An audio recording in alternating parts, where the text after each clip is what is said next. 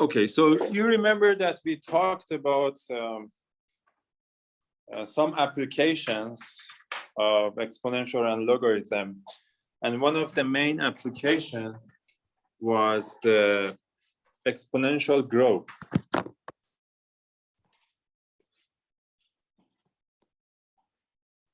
Exponential growth, like radioactive, or I mean exponential growth or decay. So one of our application was exponential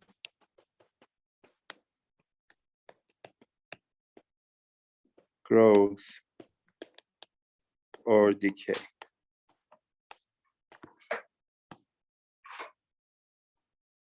You guys can see Okay, so let's go back to this exponential. So one of the application, or one of the examples was the radioactive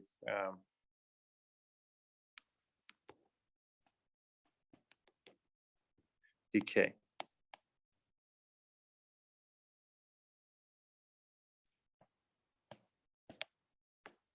So in general, the model for either exponential growth or decay is like e to the power kt times some constant. So here, because I'm talking about, specifically, I'm talking about radioactive decay, we are talking about mass. So I just denote it by m. That means the mass of some particle at time t is equal to m0, that's the initial mass, times e to the power kt. So if you remember, for population, we used p, like p of t is equal to p0 e to the power kt. But because in this type of problems, usually what you know is the half-life. If the half-life is given, so if we know that the half-life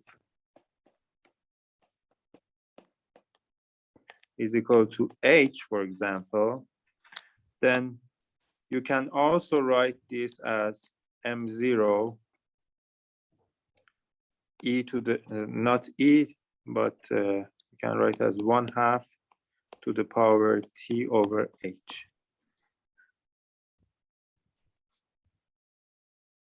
Okay. Mm-hmm.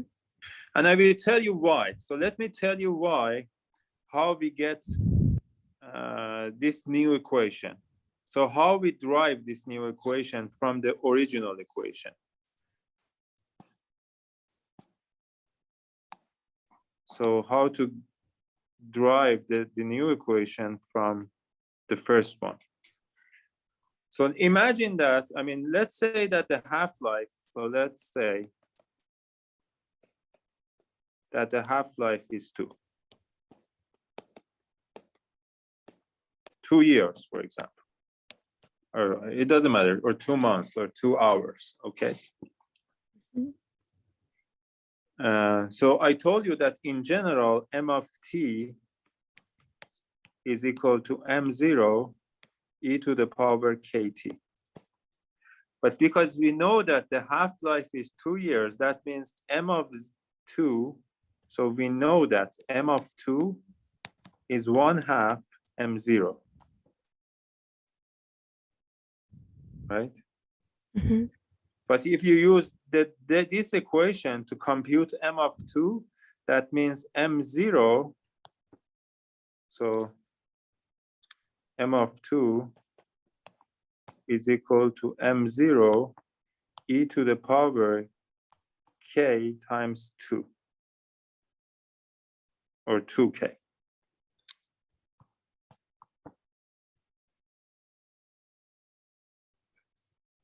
So from this equation, it follows, the two equation, it follows that 1/2 m0 is equal to m0 e to the power 2k.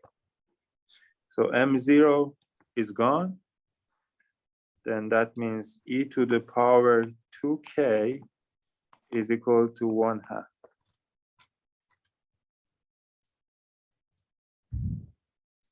Okay, so that means e to the power k is 1/2. Let me write it smaller here. So e to the power 2k is equal to 1/2. So what is e to the power k then?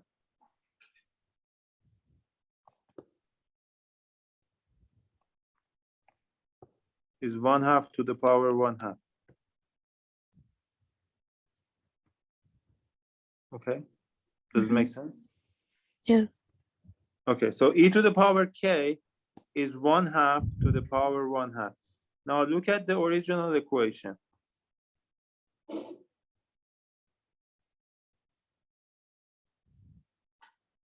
mt is equal to m0 e to the power kt.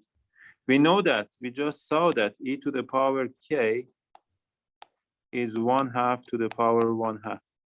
So that means mt is equal to m0. Now instead of e to the power k, I just put 1/2 to the power 1/2 times t. So that means mt is equal to m0 times 1/2 to the power t/2. And that's basically the half-life, this guy. Half-life. Because I told you half-life is 2 years. If in general for any, if half-life is h, then m of t is equal to m0 1/2 t over h. Good. So that's, so we use this formula if they give you the half-life. I mean, it's easier to use this formula if the half-life is given. Otherwise, you can also use the general formula.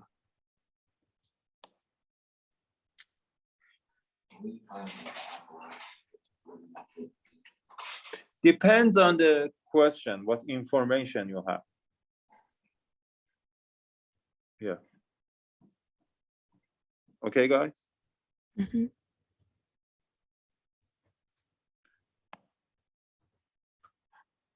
Any questions about these problems? I mean, one of the assignments, I mean, it was one of your homework and also one of the assignments problem.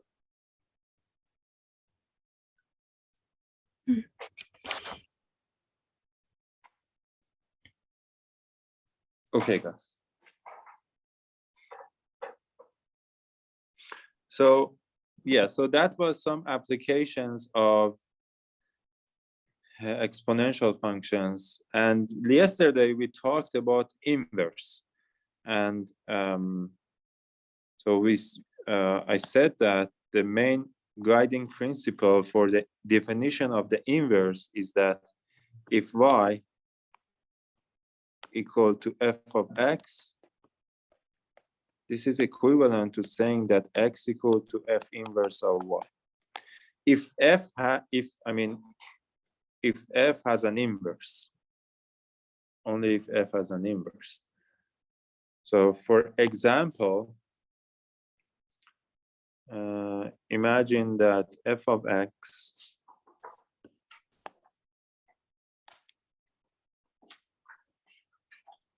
hello.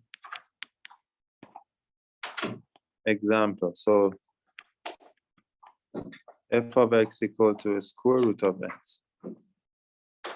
So first of all, don't forget x as be equal must be greater than or equal to 0. Okay, now let's try to find the inverse. So if you want to find the inverse, so y is equal to square root of x. So what we have to do is to write, in order to find the inverse, we have to write x in terms of y. And for this function is easy because because y is equal to x, that means y squared is equal, y equals square root of x, y squared is equal to x. So x equal to y squared, that's it. So x equal to y squared. So that means f inverse. Now, if you want to write the f inverse as a function of x, you just take this and switch x and y. So f inverse is x squared. But the only thing is that because we know that x is greater than or equal to 0. So when x equal to y squared, that means here, and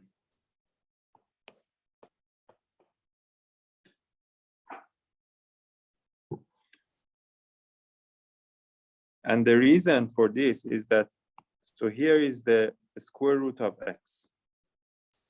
Its inverse is x squared, but only one branch of x squared. Only for positive x. Because if you have the other branch like this, then your function is not one-to-one.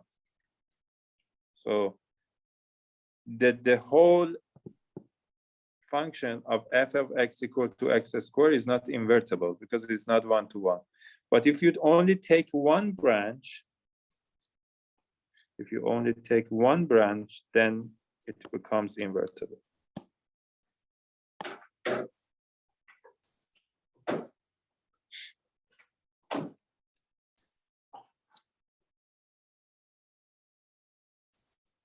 Okay, now let's do some other examples. Suppose some more complicated.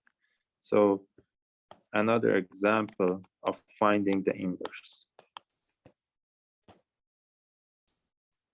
F of x equal to x cubed plus 3x squared. I want you to find the inverse of this guy.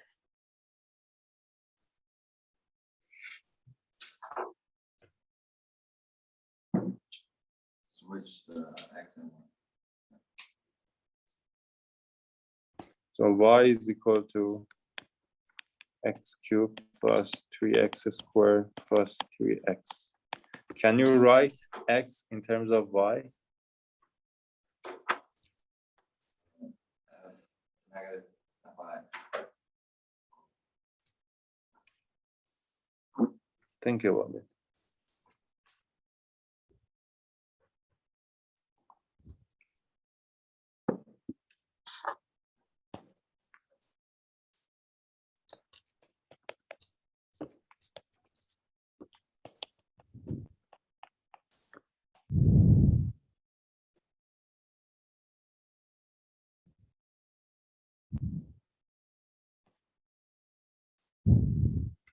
So what is x squared plus 3x, x cubed plus 3x squared plus 3x?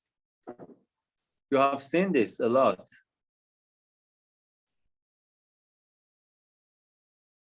It is, you remember some algebraic identities? Like a plus b cubed.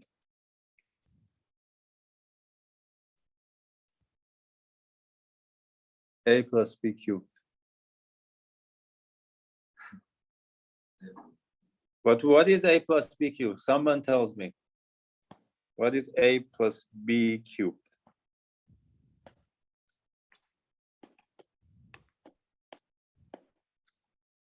What is it? You should know this.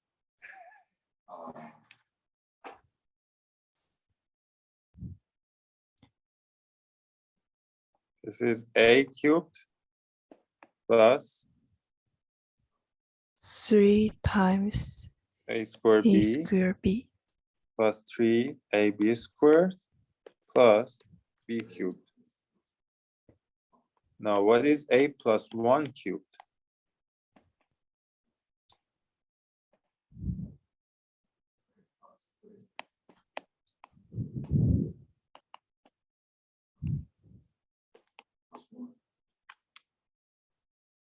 Can you tell me this guy?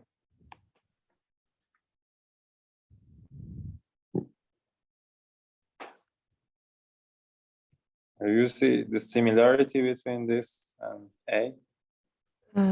X is plus 1 square. Cube, yes. Cube. I mean cube. Minus Cube, 1. yes. -1. Yeah. Perfect. Okay, that's good. Because now life is much more easier. So that means x plus 1 cubed is y plus 1, right? Mhm. Now what is x plus 1? Is √3 of y plus 1. So that means x is √3 of y plus 1 minus 1. That's it. This guy now is the inverse function. Because we were able to write x in terms of y explicitly. So that gives us the inverse function. So f inverse of x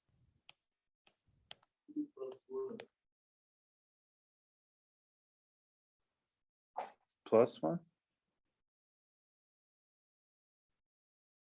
What is plus 1?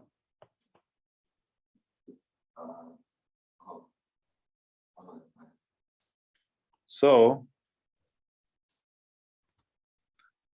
what is f inverse of x? You tell me.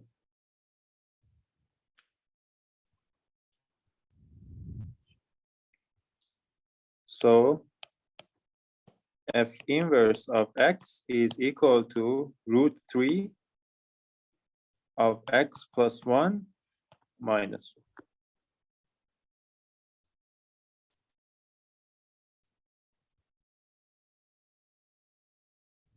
And by the way, if you want to also, you can draw the graph of f, because, and let's see the graph. And it's good to analyze the graph for some reasons. So f is equal to x plus 1 cubed minus 1. X plus 1 cubed minus 1. What is x plus 1 cubed? X plus 1 cubed is something like this.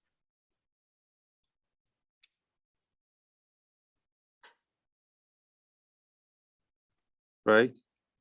This is y equal to x plus 1 cubed. And minus 1, when you subtract 1, you have to transform it vertically downward. So you have to move it downward. So what you get is what?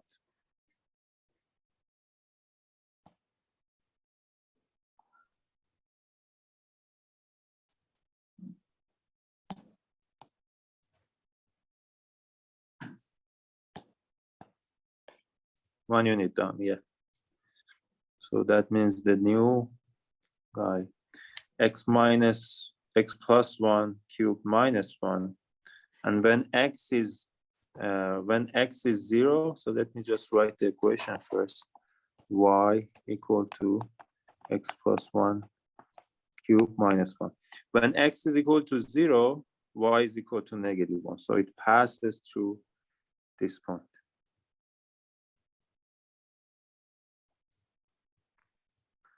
So it should be something like, and when x equal to -1, then y is equal to, sorry, when x equal to 0, what is y? Y equal to 0. When x equal to 0, y is equal to, so it passes through the origin. And when x equal to -1, then -1 plus 1 is 0, and -1 is y is equal to minus. So it passes through these two. it looks like something like this. And something important about this function is that this function is one-to-one. So a function is one-to-one. One way to say that a function is one-to-one or not is we call it the horizontal lines test. So you draw horizontal lines. It should pass through the graph at most at one point. So if if any horizontal line crosses the graph at 2 points, then the function is not one-to-one. So if it crosses the function, the graph of function at most 1 point, then it is one-to-one. So for example, this x squared function, you remember, this is not one-to-one because if you draw horizontal lines, you see that it passes through the graph, it crosses graphs at 2 points.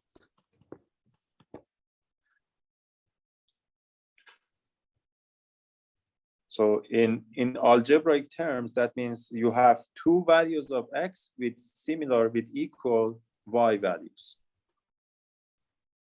So you have equal y values for two different values of x. So that's not one-to-one. Anyway, so we will talk about some properties of functions like one-to-one, increasing, decreasing later.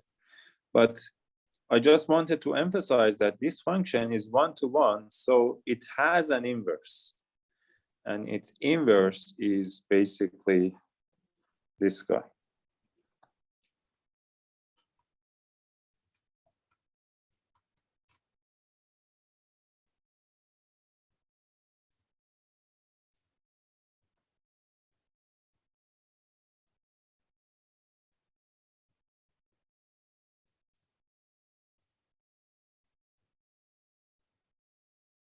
I guess that if you want to draw the shape of the inverse, if you want to draw, it's good to draw it, but my guess is that it should be something like this. The graph of the inverse function.